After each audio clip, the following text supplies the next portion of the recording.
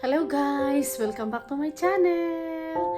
At andito po ako ngayong umaga para po buksan natin yung binili ko na murang cups guys sa thrift shop dito.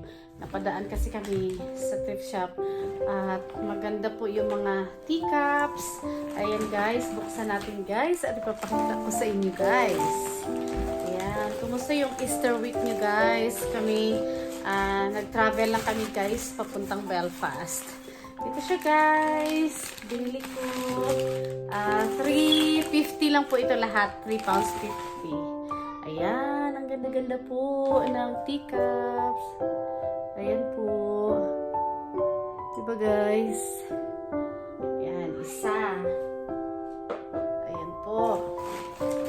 Tapos ito. Sa lalagyan ng milk. Ito siya para sa milk. Ang ganda, parang ano siya, old rose ang ano niya. Yan guys. Yan, dalawa. Wow, ito siya parang lagyan ng sugar. Yan. Tatlo.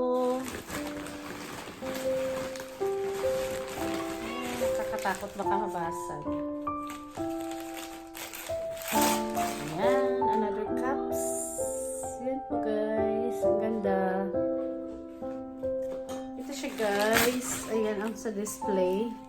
So, 350 pounds lang po lahat. 5 cups, 3 saucers, 4 side plates, at saka 2 butter and jam dish, and 1 sugar and milk. Ayan po, red velvet ang ano niya. Color.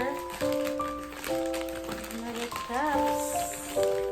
Ayan, ang ganda.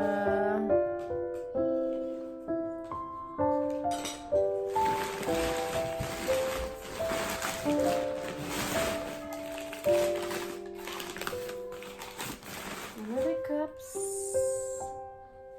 4.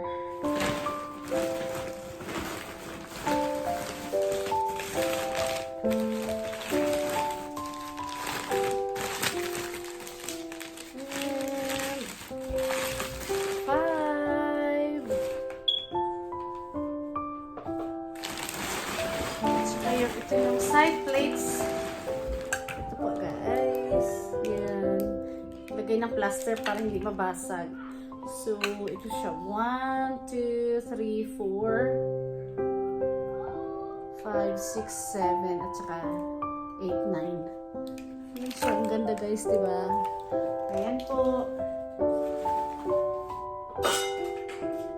Ayan siya. 350 lang po siya guys. Lahat. Lahat. 350.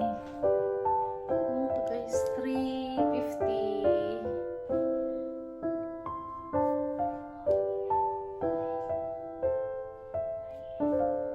Ayan.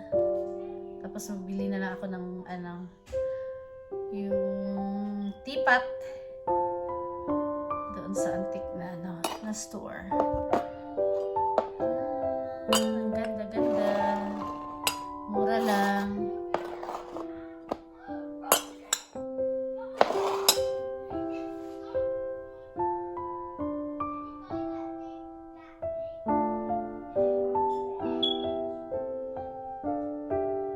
Yan guys.